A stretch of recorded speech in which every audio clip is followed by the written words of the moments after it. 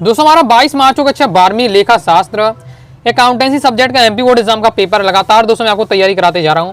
इसलिए आपको 2 अंकी वाले, 3 अंकी वाले महत्वपूर्ण बता दी, वस्तुनिष्ठ भी आपको कंप्लीट करा दिए हैं। अब दोस्तों हम क्या है 4 अंकी वाले अति महत्वपूर्ण प्रश्न उत्तर दिखने वाले हैं और ये भी हमारा लास्ट पार्ट 2 रहने वाला है। क्रम से वीडियो देखना चाहते हैं आप, 2 अंकी, 3 अंकी, 4 अंकी वाले क्वेश्चन बताए हैं पहले भी, तो क्रम से वीडियो देखना चाहते हैं 12th अकाउंटेंसी टॉपर श्री 2025 के नाम से प्लेलिस्ट है, प्लेलिस्ट पर जाकर क्रम से वीडियो देखकर आप तैयारी कर सकते हैं। तो कड़ी से कड़ी जोड़ते जाओ तो जंजीर बन जाती है और मेहनत पर मेहनत करते जाओ तो 95% बन जाती है। तो पहला दोस्तों हमारा क्वेश्चन है, इसमें आपको क्या करना है, ये पूरा डिटेल दिया हुआ है। लाभ हानि विवरण खाता आपको तैयार करना है। लाभ हानि विवरण खाता आपको तैयार करना है। किस तरीके से आपका रहने वाला इंपॉर्टेंट है आपका। ओके, अभी हमने क्या है जनरल एंट्रीज वाला देखा था आपका। ओके, और भी अलग टाइप के हमने क्वेश्चन देखे थे, साझेदार पूंजी खाता भी देखा था और भी हमने इस टाइप के तालिका वाले क्वेश्चन देखे। अभी आपके लिए नया टॉपिक है लाभ हानि विवरण खाता, तो ये भी आपको तैयार कर रखना है, इस टॉपिक को भी सीख लीजिएगा। नेक्स्ट हमारा क्वेश्चन है, ठीक है, एक आप क्वेश्चन आप सीख लेते तो फिर आपका किसी प्रकार से यहाँ आपको क्या नंबर बदल दिया, परसेंटेज बदल दिया, फॉर्मेट सीख लिए तो फिर आपसे बन जाएगा। नेक्स्ट हमारा क्वेश्चन है स्थायी और स्थिर पूंजी खाता और आप एवं परिवर्तनशील पूंजी खाता में आपको 4 अंतर बताने हैं। तो स्थिर पूंजी खाता और परिवर्तनशील पूंजी खाता में क्या अंतर है। देखिए, जो स्थिर पूंजी खाता होता है इस खाते में केवल क्या पूंजी का लेखा होता है, जबकि परिवर्तनशील पूंजी खाते में इस खाते में पूंजी के अलावा अन्य लेन देन जैसे पूंजी पर ब्याज, कमीशन, आहरण और लाभ, वेतन आदि का भी लेखा होता है। इसलिए इस नाम पड़ा है परिवर्तनशील लागत, क्योंकि इसमें हर बार हमें क्या हर चीज़ को इसमें हमें इस खाते में लिखना है। जब हर चीज़ को हर टॉपिक को हम इस खाते में लिखेंगे तो बार बार हमें क्या परिवर्तन करना पड़ रहा है, इसलिए नाम पड़ गया इसका परिवर्ती पूंजी खाता। जबकि स्थायी पूंजी खाते में क्या होता है, इस खाते में केवल पूंजी का ही लेखा होता है, तो एक बार कर दिया पूंजी का, बार बार नहीं करना पड़ता, इसलिए इसका नाम क्या है स्थायी पूंजी खाता। क्लियर है, इस तरीके से आपको समझ के रखना है। इस खाते का शेष सदैव क्या क्रेडिट रहता है, जबकि परिवर्तनशील पूंजी खाते में इस खाते का शेष हमेशा क्या डेबिट में भी हो सकता है। नेक्स्ट स्थायी पूंजी खाता, इस खाते को पूंजी के सदैव स्थिर रहती है और परिवर्तनशील पूंजी खाते में इसमें क्या है जो पूंजी है परिवर्तनशील होती है। इसमें चालू खाता बनाया जाता है और इसमें चालू खाता नहीं बनाया जाता परिवर्तनशील पूंजी में। ओके, खाते में आगे नेक्स्ट हमारा क्वेश्चन है, किसी साझेदार की वर्ष के मध्य मृत्यु होने पर उसकी मृत्यु की तिथि तक के लाभ की गणना किस प्रकार से की जाएगी। कोई भी साझेदार की है जो उसकी मृत्यु हो जाती है तो उसके उत्तराधिकारी को हमें क्या है जो पैसे वगैरह देना पड़ेगा, तो हमें क्या लाभ में देखना पड़ेगा, उसके पैसे देने के लिए हमें क्या पहले लाभ की गणना करनी पड़ेगी। तो जिस दिन तक उसकी मृत्यु हुई है उसी दिन तक वो कोई पार्टनर माना जाएगा, तो उस दिन तक हमें क्या लाभ की गणना करनी पड़ेगी। तो हम लाभ की गणना किस प्रकार से करते हैं, तो वर्ष के मध्य में अगर साझेदार की मृत्यु हो जाती है तो उसको देय राशि की गणना हम किस प्रकार से करते हैं, उसके जो उत्तराधिकारी होता है उसको देय राशि में कैसी गणना करनी है। ओके, तो इसकी 2 विधियां होती हैं आपकी। कौन कौन सी 2 विधियां हैं, पहला हमारा समय के आधार पर, ये लाभ गणना की विधि है समय के आधार पर, दूसरा आपका कुल बिक्री के आधार पर। दोनों आपको क्या है पॉइंट अच्छे से तैयार कर लीजिएगा। नेक्स्ट हमारा क्वेश्चन है, किन दशाओं में साझेदार फर्म में से अवकाश ग्रहण कर सकता है, समझाइए। ऐसी कौन कौन सी कंडीशन है जिस कंडीशन में या स्थिति में जो साझेदार है अगर वो क्या है अवकाश ग्रहण करना चाहता है, यानी वो क्या है अपना जो व्यवसाय से छोड़ना चाहता है, किस प्रकार से पहले सूचना देकर। ओके, वो क्या अपनी इच्छा से छोड़ सकता है, बस क्या है जो अन्य साझेदारों ने क्या सूचना देना चाहिए। वृद्धावस्था के कारण अगर क्या बूढ़ा हो चुका है व्यक्ति, ओके, तो फिर व्यापार में सहयोग नहीं कर पा रहा तो फिर तो छोड़ सकता है। पॉइंट हमारा दोस्तों अस्वस्थ होने के कारण, ओके, यदि साझेदार क्या बीमार हो जाता है, बीमारी का शिकार हो जाता है, ओके, तो इस कंडीशन में भी क्या है वो फिर क्या है उसे अवकाश ग्रहण करना ही पड़ेगा। ओके, हाँ, मतभेद होने के कारण भैया लड़ाई झगड़ा आपस में हो जाती है, पहले तो समझौता करके बना लिया व्यवसाय, फिर बाद में क्या लड़ाई झगड़ा हो जाता है, ओके, मतभेद हो जाता है, इस कंडीशन में क्या है साझेदार अवकाश ग्रहण कर सकता है। नेक्स्ट दोस्तों हमारा क्वेश्चन है, इसमें क्या करना है आपको, ये पूरा डाटा दिया है, कंपनी की पुस्तकों की जर्नल के लेख लिखिए। जनरल एंट्री से इसमें भी आपको करनी है, जनरल एंट्री वाला क्वेश्चन आपका रहने वाला है। बता चुका शॉर्ट टाइप भी होता है जनरल एंट्री से, लॉन्ग टाइप भी होता है। ओके, लॉन्ग टाइप आपका 4 नंबर में, शॉर्ट टाइप आपका 2 या 3 नंबर में आ सकता है। ओके, सीख लीजिए अच्छे से। नेक्स्ट हमारा क्वेश्चन है, अंशों के बट्टे पर निगमन करने के लिए किन किन शर्तों को पूरा किया जाना अनिवार्य है।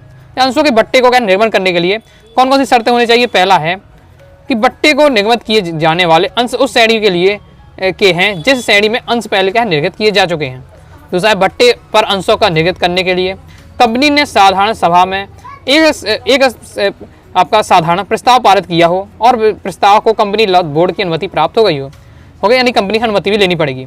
और मैं आपको बता चुका हूँ अब अंशों का बट्टे का निगमन क्या है, अंशों का प्रीमियम पर निगमन क्या है, अच्छे से समझाया दोनों बार क्वेश्चन में। ओके, तो अच्छे से आपको तैयार करना है। तो ये पूछा जा रहा है अगर अंशों को बट्टे में निर्माण करना है तो कौन कौन सी में शर्तों को क्या है मानना पड़ेगा। ये दोस्तों आपका तीसरा पॉइंट दिया है, चौथा पॉइंट आपका दिया हुआ। ओके, न्यायालय के आदेश की तिथि के बाद 2 महीने के भीतर भी निगमित आपका कार्यान्वित कर देता है। ओके, तो ये आपके दिए 4 पॉइंट आपको तैयार कर लेना है। नेक्स्ट हमारा दोस्तों क्वेश्चन है, आपको क्या करना है, यहाँ रोकड़ प्रवाह की गणना करनी है। ये आपको पूरा डाटा दिया हुआ है। इससे आपको रोकड़ प्रवाह की गणना करनी है। तो ये टॉपिक भी आपको सीख कर रखना है, तालिका वाला। रोकड़ प्रवाह की गणना आप किस प्रकार से करेंगे। नेक्स्ट हमारे से क्वेश्चन है 8वां, तो इसमें भी आपका रोकड़ प्रवाह की गणना करनी है। ओके, तो ये आपका दिया हुआ है, तो देख लीजिए क्वेश्चन है आपका, और इस प्रकार से इसका आंसर रहने वाला है, तैयार कर लीजिएगा। नेक्स्ट हमारा क्वेश्चन है साझेदारी की 4 विशेषताओं को लिख लीजिए, इंपॉर्टेंट है। साझेदारी की कौन कौन सी विशेषताएं होती है साझेदारी। पहला होता है व्यवसाय, दूसरा एक से अधिक व्यक्ति का होना। साझेदारी कब होती है, हमने साझेदारी की परिभाषा से पढ़ा है। साझेदार किसे कहते हैं, साझेदारी क्या है, इसकी परिभाषा भी मैं बता चुका हूँ, समझा चुका हूँ कि साझेदारी तभी कहा जाएगा, एक व्यक्ति का साझेदार नहीं कहेगा, जब इसमें क्या है 2 व्यक्ति या 2 से अधिक व्यक्ति हो, तभी हम क्या है 2 या 2 से अधिक व्यक्ति मिलकर क्या व्यवसाय प्रारंभ करते हैं, फर्म में स्टार्ट करते हैं, तो आपका क्या कहलाएगा, साझेदारी कहलाएगा। तो इसलिए एक से अधिक होना चाहिए, ये विशेषता है। साझेदारों का भी समझौता होना चाहिए, क्योंकि जब शुरुआती व्यवसाय करें, बाद में भली लड़ाई हो जाए, मतभेद हो जाए, वो बात अलग है, लेकिन पहले दोस्तों उनका क्या है आपस में समझौता होना चाहिए। आसी में दायित्व होते हैं। ओके, सभी में क्या है, इनके जो साझेदार होते हैं इनमें क्या है, जो लीडर होते हैं कंपनी के, तो इनमें क्या है आसी में दायित्व होते हैं। क्लियर है। नेक्स्ट हमारा दोस्तों क्वेश्चन है, इस प्रकार से पूरा आपका क्वेश्चन दिया है, डाटा दिया हुआ है। लाभ हानि विवरण खाता आपको तैयार करना है। लाभ हानि विवरण खाता देख लेते हैं। तो इस तरीके से आपको दोस्तों लाभ हानि खाता बनाना है। प्रॉफिट लॉस आपके अकाउंट इस तरीके से बनने वाला, सीख के रखिएगा। नेक्स्ट वाला दोस्तों हमारा क्वेश्चन में आपको टॉपिक बता रहा हूँ कौन कौन से आपको सीख रहे हैं। उसमें टॉपिक आप 5-6 टॉपिक में बता चुका हूँ हैं आपके, और ये तालिका वाले वो अब हर टॉपिक से 2-2 क्वेश्चन भी तैयार कर लेते हैं, तो आपको टॉपिक समझ जाएगा। फिर किसी भी क्वेश्चन हो, कोई भी डाटा हो बदल भी दिया तो भी आपसे बन जाएगा। नेक्स्ट हम देख लेते हैं लाभ हानि समायोजन खाता और साझेदारों के पूंजी खाता बनाना। ये पूरा आपको डाटा दिया हुआ है, तो आपका ये रहने वाला लॉस प्रॉफिट अकाउंट। ओके, लाभ हानि समायोजन खाता किस प्रकार से रहने वाला है, लॉस प्रॉफिट एडजस्टमेंट अकाउंट। हुए नेक्स्ट हमारा आपको यहाँ तैयार करना है, दोनों आपको 2 टॉपिक पूछे जा रहे हैं। साझेदारों के पूंजी खाता, तो आपका दिया है पार्टनर्स कैपिटल अकाउंट। ओके, साझेदारों का पूंजी खाता, तो तैयार दोनों कर लीजिएगा। आगे नेक्स्ट हमारा क्वेश्चन है नए लाभ हानि अनुपात और त्याग अनुपात में आपको क्या अंतर बताना है। नए लाभ विभाजन अनुपात और त्याग अनुपात में आपको अंतर देख लेते हैं। इंपॉर्टेंट 4 पॉइंट आपको तैयार कर लीजिएगा।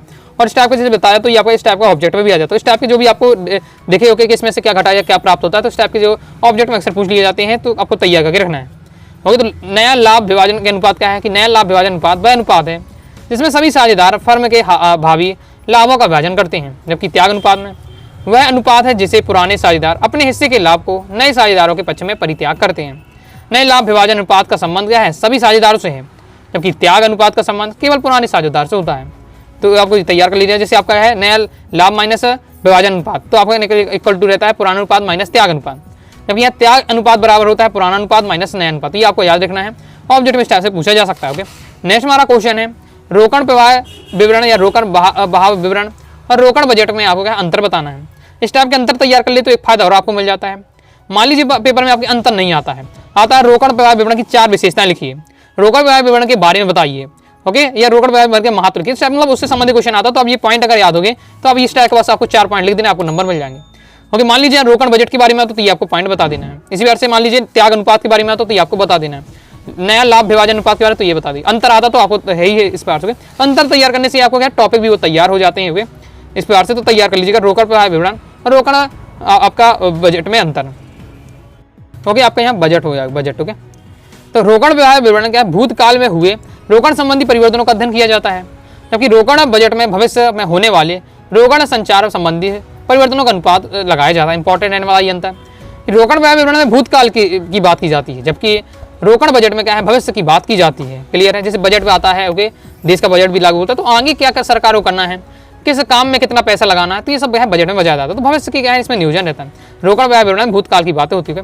रोकड़ प्रवाह विवरण की अवधि क्या है, समानता 1 वर्ष होती है। और रोकड़ बजट की अवधि होती है समानता क्या, सप्ताह भी हो सकती है, मासिक और तिमाही भी हो सकती है।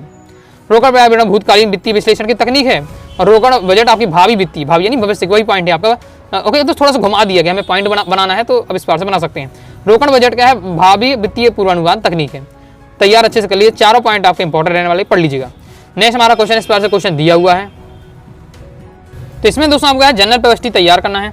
तो जनरल प्रविष्टि आपको किस प्रकार से तैयार करना है। ओके, लॉन्ग टाइप है तो आपकी लॉन्ग वाली जनरल प्रविष्टि रहने वाली है।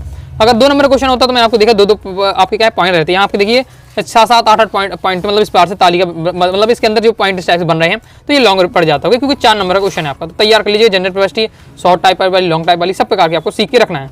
आगे देख लेते हैं। आगे बढ़ने से पहले बताना चाहूंगा पीडीएफ मटेरियल प्राप्त करना चाहते हैं अकाउंटेंसी कोर्स को ले सकते हैं।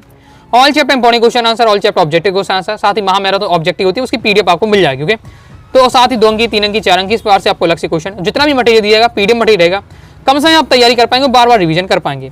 तो फीस दोस्तों 199 रुपये रहने वाली है। लेकिन सभी विद्यार्थी कह रहे थे, बहुत सारे विद्यार्थी कह रहे थे कि आप क्या लेना चाहते हैं, फीस के कारण नहीं ले पा रहे हैं, तो ये 50% सीधा ऑफ कर दिया है कि 99 रुपये में आपको है पूरा अकाउंटेंसी का कोर्स अभी दिया जा रहा है। ओके, तो 90 39 53 40 79 इस दिए व्हाट्सएप में मैसेज करके आपके है कोर्स के बारे में जानकारी लेकर ज्वाइन कर सकते हैं। नेक्स्ट हमारा क्वेश्चन है, कंपनी की अंश पूंजी के भेद या प्रकार को समझाइए। कंपनी के अंश पूंजी के आपके प्रकार कौन कौन से होते हैं? पहला आपका अधिकृत अंश पूंजी, दूसरा है आपका निर्मित अंश पूंजी। पहले तो आपको हेडिंग याद होनी चाहिए, फिर उसके बारे में आपको 2 लाइन पढ़ लीजिएगा। ओके, आपको पूरा दिया हुआ है, एक बार स्क्रीनशॉट भी ले सकते हैं। नेक्स्ट है दोस्तों हमारा प्राथित अंश पूंजी और याचित अंश पूंजी, और मैंने ज़्यादा डिटेल से नहीं बताया है। ओके, कि आपको क्या हेडिंग याद करनी है, सबके बारे में 1 से 2 लाइन है, इससे ज़्यादा नहीं है। ओके, तो इस प्रकार से मैंने दिया कि ताकि आप कम समय आपके पास है तो आप अच्छे से अगर तैयार करना चाहें तो आराम से आप कर सकें। ओके, इसलिए मैंने पूरा सॉर्ट आउट भी आपको कर दिया है।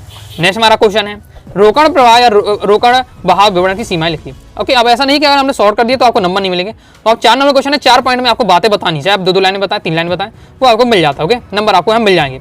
रोकड़ बहाव विवरण की आपको सीमाएं बतानी है। रोकड़ बहाव विवरण की क्या क्या सीमाएं हैं? अपूर्ण स्थापन्न होता है, स्थानापन्न होता है, फिर तरल स्थिति का चित्रण नहीं है, साथ ही रोकड़ आसन्न मध्य है और दीर्घकालीन वित्तीय स्थिति की जानकारी नहीं होती है।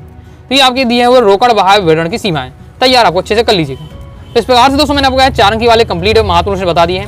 ओके, इससे पहले आपको 2 अंक 3 अंक वाले कंप्लीट कराएं, वस्तुनिष्ठ भी कंप्लीट कराए हैं। क्रम से वीडियो देखना चाहते हैं 12th अकाउंटेंसी टॉपर सीरीज 2025 के नाम से प्लेलिस्ट है, प्लेलिस्ट पर जाकर क्रम से वीडियो देखकर आप तैयारी कर सकते हैं। तो भाई दोस्तों, आपको वीडियो पसंद है लाइक करके सब्सक्राइब कर दीजिएगा।